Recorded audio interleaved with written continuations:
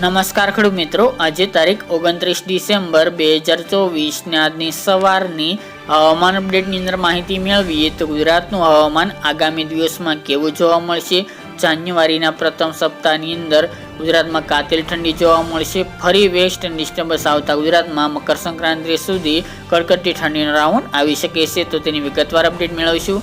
ચેનલમાં નવા હોય તો ચેનલને સબસ્ક્રાઇબ કરી નાખજો અને વિડીયોને લાઈક આપીને તમામ ખેડૂત ભાઈને શેર કરી દેજો। ગુજરાતમાં છેલ્લા 3-4 દિવસથી વરસાદી માહોલ જોવા મળ્યો હતો, તેમજ ઘણા ભાગોની અંદર વાદળછાયું વાતાવરણ નોંધાયું હતું। ઉત્તર ગુજરાતના ભાગો હોય, દક્ષિણના ભાગો તેમજ સૌરાષ્ટ્ર અને મધ્ય પૂર્વના ભાગોની અંદર ઘાટા વાદળો જોવા મળ્યા હતા, તેમજ ઉત્તરના ભાગો બોર્ડર લાગુ વિસ્તારની અંદર વરસાદી ઝાપટા પણ જોવા મળ્યા હતા। આ સિવાય રાજસ્થાન, મધ્યપ્રદેશ, મહારાષ્ટ્ર સહિતના ભાગોની અંદર પણ ભારે માવઠું કરા સાથે જોવા મળ્યું હતું, પરંતુ હવે તે ગુજરાતમાં ધીરે ધીરે આ વેસ્ટર્ન ડિસ્ટર્બન્સની અસર ઓછી જોવા મળી શકે છે। આગામી દિવસમાં હમણાં કોઈ માવઠું થાય તેવા સંજોગો જણાઈ રહ્યા નથી। જે વેસ્ટર્ન ડિસ્ટર્બન્સ આવ્યું હતું તે હવે ઘણું દૂર પહોંચી ગયું છે, જેના કારણે ગુજરાતમાં તેની અસર નહીવત જોવા મળી શકે છે। પરંતુ આજે 29 તારીખ દરમિયાન હજુ પણ વાદળછાયું વાતાવરણ આજે પણ દિવસ દરમિયાન અમુક ભાગોની અંદર જોવા મળે તેવી શક્યતા રહેલ છે। બાકી મિત્રો 30 તારીખથી તમામ ગુજરાતનું હવામાન એકંદરે સાવ ચોખ્ખું જોવા મળે અને સાવ ચોખ્ખું થઈ જાય તેવી શક્યતાઓ રહેલી છે।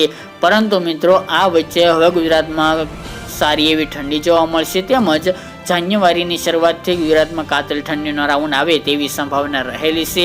અત્યારના વેધર મોડેલ પ્રમાણે વાત કરવામાં આવે તો 15 જાન્યુઆરી સુધી એટલે કે જાન્યુઆરીના પ્રથમ સપ્તાહ દરમિયાન ગુજરાતમાં કાતિલ ઠંડીનો રાઉન્ડ આવશે। વેસ્ટર્ન ડિસ્ટર્બન્સ આવતા ઘણા ભાગોની અંદર તાપમાન 10 ડિગ્રી કરતાં પણ નીચું જાય તેવું અનુમાન રહેલું છે। હવામાનમાં પલટાને કારણે જે તાપમાન ઊંચું ગયું હતું તેમાં ઘણો બધો 5 થી 7 ડિગ્રીનો ઘટાડો જોવા મળે તેવી સંભાવના રહેલી છે। ગઈકાલના રોજમાં કચ્છના નલિયામાં સૌથી નીચું સિઝનનું તાપમાન 5 ડિગ્રી કરતાં પણ નીચું નોંધાયું હતું।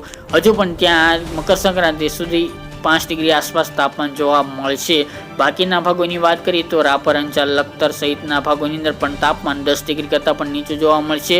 ઉત્તરની વાત કરીએ તો થરાદ, ધાનેરા, વાવ તેમજ પાટણના ભાગ, સાબરકાંઠા, બનાસકાંઠા, ડીસા જેવા ભાગો, ડાંગ, દાહોદ, મહીસાગર, અરવલ્લી જેવા ભાગોની અંદર પણ તાપમાન 10 ડિગ્રી કરતાં પણ નીચું જોવા મળી શકે છે।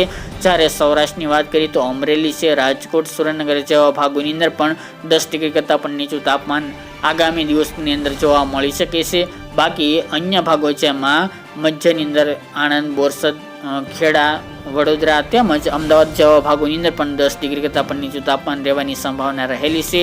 સૌરાષ્ટ્રના અન્ય જિલ્લાઓ અને દક્ષિણ ગુજરાતના જિલ્લાઓની અંદર તાપમાન 10 ડિગ્રી આસપાસ નોંધાઈ શકે છે, તેમજ આ વાદળો હટતા સારી એવી કડકડતી ઠંડી જોવા મળે, તેમજ વહેલી સવારે હજુ પણ ધુમ્મસભર્યું વાતાવરણ જોવા મળે તેમજ ધુમ્મસ જોવા મળે તેવી સંભાવના રહેલી છે। બાકી ગુજરાતમાં હમણાં 15 દિવસ એટલે કે મકર સંક્રાંતિ સુધી ગુજરાતમાં માવઠું થાય તેવા સંજોગો જણાઈ રહ્યા નથી। જો સિસ્ટમ બનશે ને વેસ્ટર્ન ડિસ્ટર્બન્સ જો નીચે સરકશે એટલે કે તેના ટ્રફ ગુજરાત સુધી લંબાશે તો હવામાનમાં પલટો આવી શકે છે, પરંતુ હવે સિસ્ટમ ઉપર આધીન છે, તે આગામી દિવસમાં જણાવશું। બાકી હમણાં ગુજરાતમાં માવઠું થાય તેવા સંજોગો જણાઈ રહ્યા નથી, એટલે કોઈ ખેડૂત ભાઈને ડરવાની જરૂર નથી। તો મિત્રો આ ત્યાંની વહેલી સવારની અપડેટ, ફરી એક નવા વિડીયો સાથે મળીશું।